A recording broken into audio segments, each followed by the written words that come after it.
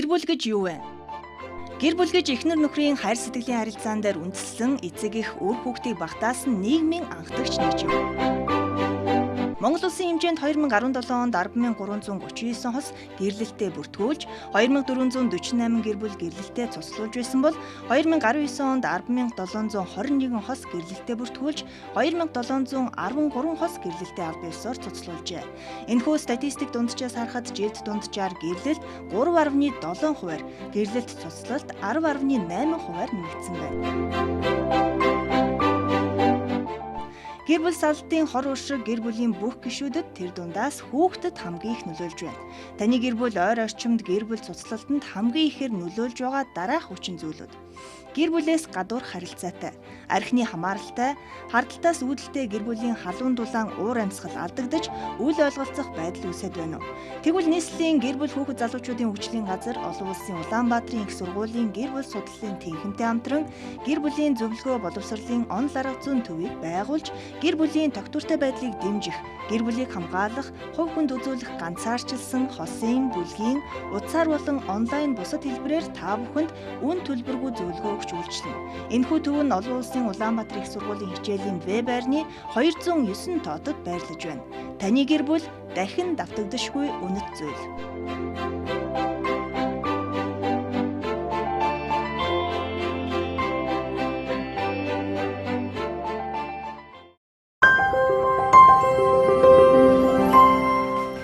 Нийслэлийн гэр бүл хүүхэд залуучуудын хөгжлийн газрын дэргэдэх гэр бүлийн зөвлөгөө боловсролын онл арга зүйн төвөөс бэлтгэн хүргэж байгаа онлайн хичээл та бүхэнд хүрэхэд бэлэн боллоо.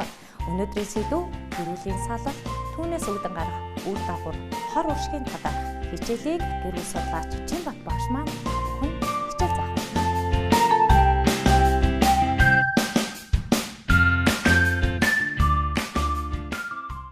Энэ өдрийн амар амгалан гэрээ. Гэр бүл саллалт ба үр дагавар сэдвээр өнөөдрийн хичээлийг гэр бүл судлаач Чимбат ярина. Нөхөр эхнэрийн харилцаагаа дуусгар болгож гэр бүлээ цуцлуулахыг гэр бүл саллалт гэж нэрлэдэг. Нөгөө талаар сайхан дурсамжтай эхлүүлсэн нандин харилцаагаа таагүй дурсамжаар дуусгар болгож байна гэдэг утгаараа гэр бүл саллалт болвол нийгмийн харилцааны хамгийн эмзэг эмгэнэлтэй үзэгдлүүдийн нэг юм а гэж үзэж болох юм. Дараах 3 нөхцөлд гэр бүл цуцлахыг мэргэжилтнүүд хүлээн зөвшөөрдөг. Байнгын хүчирхийлэлтэй орчин, амь насанд аюул занал хэлтэй орчин, мөрөөтэй тоглоом буюу донтолтын хүнд хэлбэрт байгаа энэ нөхцөлийг нэрлэдэг. Яагаад тэгэхээр эдгээр нөхцөл нь хүнийг бие махбодын хувьд, сэтгэл зүйн хувьд, мөн эдийн засгийн хувьд гүн хямралд оруулдаг, дордуулдаг, цөхрөөдөг ийм хүнд нөхцөл байгаа. Ямар ч хүн өөрийнх нь үнэт зүйл үнэлэмжийг унагсан ийм хүнд нөхцөлд удаан хугацаагаар хамт амьдрахыг хүсэхгүй шүү дээ.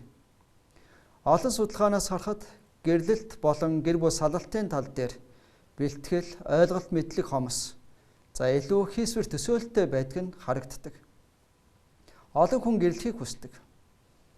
Хинч сална гэж гэрлдэггүй шүү дээ. Харин хайртай үнтэйгээ сайхан амьдрнаа гэж төсөөлдөг. Яг амьдраад ирэхээр төсөөллийн дагуу байхгүй байх тохиолдол илүү нийтлэг. Ингээд хоёр тишээ болчих тохиолдол цөөнгөө харагдаж байгаа. Гэр бүлийн амьдралаар амьдарч үзээгүй хүн гэрлэлтийн талаар сайн мэддэггүй шиг, гэр бүл салж үзээгүй хүн гэр бүл саллалтын үр дагаврын талаар тэр бүр сайн мэддэггүй. Харин тухайн үеийнхээ нөхцөл байдлыг салснаар шийдчихнэ, салчих юм бол болчихно гэсэн ийм хийсвэр ойлголттой байх нь илүү нийтлэг харагдаж байна. Сайхан нэг ийм жишээ байсан. 12 жил амьдарсан залуу насны эмэгтэй зөвлөгөө авахар ирсэн. Нөхрөөсөө салах уу яах вэ гэдэг ийм эргэлзээтэй байдалтайгаар. Нөхрийн хувьд болвол мөнгө олох чадамж өндөртэй, бас гэр бүлийн үүрэг хариуцлага өндөртэй ийм нөхөр байгаа. Тэгэхээр гэр бүлийн харилцаанд эрэгтэй хүн мөнгө санхүүгийн чадамжтай, гэр бүлийн хариуцлага өндөртэй байна гэдэг бол маш чухал үзүүлэлт болдог. Харин эхнэр нөхөр маань хайр халамжгүй байна, мэдрэмжгүй байна, харилцан ярилцахгүй байна гэдэг дээр сэтгэл дундуур байгаа, тухайгаа ярьж байгаа. Тэгэхээр гэрлэлтийн харилцаа гэдэг бол олон талын харилцаа явагддаг ийм ээдрээтэй орчин. За тийм учраас эрэгтэй эмэгтэй гэсэн хоёр эсрэг хүн нэгдэн нийлээд нэгэн гэр бүлийг авч явахын тулд харилцан ярилцах, ойлголцох хэрэгцээ шаардлага маш их байдаг. Ерөнхийдөө эхний 5 жилийг хосууд маань халуун хайраар хариуцлагат мэдрэмжтэйгээр даваа туулцдаг болвол тэрний дараагийн 5 дахь жилээс харилцан ярилцах, ойлголцох хэрэгцээ маш их гарч ирдэг. Харин ойлголцохгүй, харилцан ярилцахгүй байхын хэрээр тэр хэрээрээ үл ойлголцол. За үл ойлголцлоос үүдэлтэй янз бүрийн сэтгэлийн бухимдал, стрессүүд сэтгэлд хадгалагдаж эхэлнэ. За эсвэл харилцаж чадахгүй байдлаасаа болоод олон давтамжтай ийм хэрүүл зөрчил, хүчирхийллийн шинжтэй үйлдэлүүд гарч ирдэг. За энэ маань ингэж явсаар 10 жилийг даваад гараад ирэхэд одоо хүн тэсвэрлэхэд хэцүү ийм нөхцөлтэй болж байна. За ингээд судалгаанаас харах юм бол ерөнхийдөө 10 жилийг давж гарсан энэ хосууд маань салж байгаа нь илүү өндөр үзүүлэлттэй харагдаж байна. Тэгэхээр салах уу яах вэ гэдэг дээр эргэлзээтэй байгаа хүмүүсийн хувьд мэдээж сонголт болвол хувь хүнийх. Харин сонголт маань хэр оновчтой байх эсэх нь юугаар харагдах вэ гэхээр үр дагавраасаа харагдана гэсэн үг. Үр дагавар маань сайн байна уу эсвэл сөрөг байна уу? Тэгэхээр энэ тал дээр одоо гэр бүл салсан эрэгтэй эмэгтэй хүмүүсийн туршлага дээр үндэслээд нийтлэг асуудал дээр одоо нийтлэг үр дагаврын тал дээр ингэж ярья. Үр дагаврын талаас эрэг талаас нь ярья. За нэгдүгээрт өөрийг минь зовоогоод байгаа тэр хүнийг дахиж харахгүй гэж ярьж байгаа. За тэр хүнтэй холбоотой үүсдэг байсан янз бүрийн зөрчил, бухимдал дахиж үүсэхгүй учраас энэ тал дээр тайвширдгаа гэж ярьж байна. Хоёрдугаарт нөгөө хүнээс хамааралтай үүргийн дарамт шахалтаас чөлөөтэй болно. За чи нөхөр хүн, чи эхнэр хүн юм чи ингэх ёстой, тэгэх ёстой гэж хэлэх өглөх хүн байхгүй болж байгаа учраас энэ тал дээр бас чөлөөтэй болоод сэтгэл тайвширч байна. Гуравдугаарт өөрийнхөө чөлөөтэй сонголт шийдвэр одоо гаргах боломжтой болно. Мөнгө санхүүгийн тал дээр, цаг хугацааны тал дээр гээд олон зүйл дээр хэн нэгнээс хамааралгүй болж байгаа учраас энэ тал дээр чөлөөтэй болдог юм байна лээ гэж ярьж байна.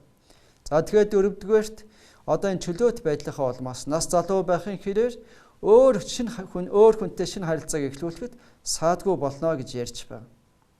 За эрэг талаас ярил ийм 4 зүйлийг ярьж байна. За харин сөрөг талыг ярих юм бол нэгдүгээрт мөнгө санхүүгийн хомсдол үүсдэгэ гэж ярьдаг. За гэхдээ энэ бол тухайн хүний одоо боловсролын байдал, тийм ээ хөдөлмөр эрхлэлт, орлогын байдалтай холбогдож ярина. За энэ нь тогтвортой байхын хэрээр энийг амсах хүн байхад амсахгүй ч гэсэн байдаг. За ерөнхийдөө судалгаанаас харах юм бол дундаж орлоготой болон дунджаас доош орлоготой. За эдийн засгийн тогтворгүй байгаа ийм гэр бүлийн нөхцөлд болвол хамтдаа хөдөлмөр эрхэлж байгаа гэр бүлтэй харьцуулахад 5 дахин ихээр санхүүгийн хомсдолд ордгоо гэсэн ийм судалгааны дүн байгаа. За хоёрдугаарт ойр тойрны хүмүүсийн хил ам гэсэн байна. Салсны дараагаар одоо таньдгүй янз бүрийн хүмүүс тийм ээ эл далдаар янз бүрийн юм ярьдаг юм бэлээ. За энэ хүн өөрөө л ингэж чагаад ийм болцсон гэдэг ч юм уу. За ийм хил ам гардгаа гэж ярьж байгаа. За гуравдугаарт хүүхдтэй сэтгэлийн өвдөлтийг үлдээнэ. Тэгэхээр гэр бүл салалтын үйл явц маань нэлээ олон жилийн цаг хугацааны одоо турш ингэж одоо зөрчлийн хэлбэртэйгээр явсан тохиолдол бас байдаг. За энэ хооронд хүүхэд тэр зөрчлөөс үүдэлтэйгээр маш их сэтгэл зүйн айдас дарамтыг бас амссан байдаг. За ингэж яваад гэр бүл салах үед энэ нь хүүхдэд сэтгэлийн маш хүчтэй өвдөлтийг бас үлдээдэг байна. За дөрөвдүгээрт хүүхдээ ганцаараа өсгөнө. Тэгэхээр хамтдаа гэр бүлийн ачааг хамтдаа өөрдөг байсан гэр бүл маань нэг нь байхгүй болчоор хоёр хүний өөрөх ачааг нэг хүн ганцаараа өөрөх ийм нөхцөлтэй нүүр тулж байгаа.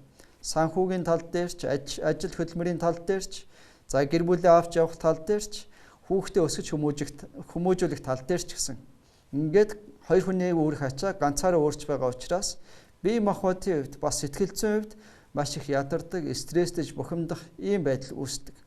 За ингээд санхүүгийн хомсдол дутагдал, стресс бухимдлаас шалтгаалаад хүүхдтэй харилцаа маань бас тогтворгүй болох. За хүүхдэд анхаарал халамж тавих энэ байдал маань сулрах ийм асуудал бас үүсэж байна. За энээс үүдэлтэйгээр хүүхдийн зан чанарт бас доголдол үүсэх ийм байдал бий болно. Судалгаанаас харах юм бол гэр бүл салсан гэр бүлийн хүүхдүүд гэмт хэрэгт өртөх магадлал 70% байна гэсэн ийм дүн бас байгаа. За 11 5-дугаарт физиологийн хэрэгцээний асуудал үүснэ. Нас залуу байхын хэрээр бэлгийн харилцааны эд үе гэж үздэг. За энэ утгаараа физиологийн асуудал бас үүсэж байна. За эмэгтэй хүний хувьд болвол дис бол эрэгтэйчүүд эргэн тойронд эргэлдээд байдаг болчтой юм байна лээ гэж ярьж байгаа. За энэ эмэгтэй салцсан эмэгтэй, ганцаараа байдаг эмэгтэй, дутагдсан эмэгтэй гэж янз бүрийн байдлаар хоргоодгоо гэж ярьж байгаа. Харин эрэгтэй хүний хувьд ч гэсэн мөн адил хэн нэгнийг хүсэж мөрөөдөх, за эннээсээ үүдээд эрэл хайгуул хийх, за улмаар янз бүрийн харилцаа үүсгэх ийм байдал бас гарч байгаа. 6-дугаарт за өөрийн хүссэн хүнээ өөрийг нь хүснээр нь ойлгож хайрлаж өгөх ийм хүн олчноо гэж зарим тохиолдолд ярьдаг шүү дээ. Илүү сайжруулчихна гэдэг ч юм. Харин бодит байдал дээр энэ тун магадлал багтай байна. Магадгүй ийм хүнтэй огт таарахгүй ч байж болох юм. За яагаад тэгэхээр яг намайг хүснээр минь хайрлаад яг миний хүснээр байж өгөх хүн тэр бүр байхгүй шүү дээ. За ингэж байж чадна гэсэн тийм хүн болвол яг нас бийд хүрсэн хүний үед ганцаараа байх нь тун ховор. Яагаад тэгэхээр ийм хүн нь аль хэдийн хүнтэй гэр бүл болоод амар төвшин амьдралаар амьдарч байдаг. Харин олдож байгаа хүн нь ямар хүн байдаг вэ гэхээр ялгаагүй бас нэг сул тал дутагдaltaй талаасаа бодоод гэр бүл салцсан ийм хүн байх магадлал илүү өндөр байна. За 7-дугаарт амьдралын эгзэгтэй үед намайг гэх хүн байдгүй үгүй гэж ярьж байгаа. Тэгэхээр хүний амьдралд эгзэгтэй үе олон тохиолдоно. Өвдөх, айх, шаналлах гэд. Тэр бүрт найз нар маань, ах эгч дүүс маань үргэлж хамт байгаад байж чаддгүй юм байлээ. За ялангуяа эгзэгтэй үед бол хүн яг ганцаарддаг юм байлээ гэж ярьж байна. Тэгэд 8-дугаарт нь ганцаардж байна. Хаач очисон хизээч ганцаараа. Баяр ёслол дээр очисон ч найз нөхдийн гэр бүлийнхаа цугларалт дээр очисон ч ганцаараа. Гэр бүлийнхээ амьдралын бүхэл талбар дээр ганцаараа. Тэгээд хүн ганцаарддгаа гэж ярьж байна. За ингээд ганцаардж байгаа учраас аргагүй ирэхэнд хэн нэгнийг хань болгож хайж байна. Харин хань болгож хайсан хүн маань үнэхээр яг миний хүссэн тэр хүн байж чадах үгүй юу? Энэ бол магадлал том бага байна гэж ярьж байна. Тэгэхээр эерэг сөрөг үр дагаврын талаас харах юм бол эерэг үр дагавар тодорхой хэмжээгээр байх хэдий ч сөрөг үр дагавар нь илүү их байна. Магадгүй энэ үднээсээ ч юм уу судалгаанаас харах юм бол гэр бүл салсан хүмүүсийн 90% нь гэр бүлээ салгасандаа харамсдгаа гэсэн ийм дүн байна. Мөн гэр бүлээ салхаас өмнө мэрэгжлийн зөвлөгөө дэмжлэг авч байсан уу гэхээр энэ тал дээр огч юм мэдэхгүй, энэ талаар тусламж дэмжлэг авч байгаагүй гэсэн илүү их давуу байгаа. Тэгэхээр гэр бүл салах хэсэг талаар эргэлзэж байгаа хүмүүсийн хувьд тийм яаран сэтгэл хөдлөлөөр шийдлэг гаргахаас өмнө сайн бодох хэрэгтэй. Өмнө дурдсан 3 тэр хүнд нөхцөлийг тооцвол бусад нөхцөлд энэ тал дээр сайн бодох хэрэгтэй гэсэн. Тэгэхээр хүн салсны дараа ганцаардах ирэхэнд ялгаагүй дахиад нэг хань ижилтэй болох талаар бодож хайж эхэлнэ. Харин тэр тохиолдолд хайсан хүн маань тэр бүр яг миний сэтгэл нийцсэн тийм хүн олдох магадлал том бага байна гэдгийг салсан хүмүүсийн туршлага харуулж байна. Тэгэхээр салхаас өмнө өөрт байгаагаа бодож үзэх хэрэгтэй гэсэн үг. Яг харахад бол гэр бүлийн зөрчил маань юмыг зөвхөн нэг талаас л харцсан байх нь илүү их нийтлэг байдаг. Харин нөгөө хүнийхээ байр сууриас харах юм бол нөгөө хүн маань ч гэсэн ялгаагүй энэ хооронд маш их ядарсан, цөхөрсөн байдаг. Гэхдээ дотроо бас гэр бүлээ авч үлдэхээсэн гэсэн ийм хүсэл байдаг. Тэгэхээр байгаагаа илүү анхаарах хэрэгтэй байна. Энэ талаар сайн бодож үзэх хэрэгтэй. Гэр бүлийн амьдрал гэдэг чинь дутууга гүйцээж дундуураа дүүргдэг ийм амьдрал. За тэгээд илүү чухал зүйл нь энэ тал дээр сайн харилцан ярилцаж ойлголцож амьдрах нь чухал байна.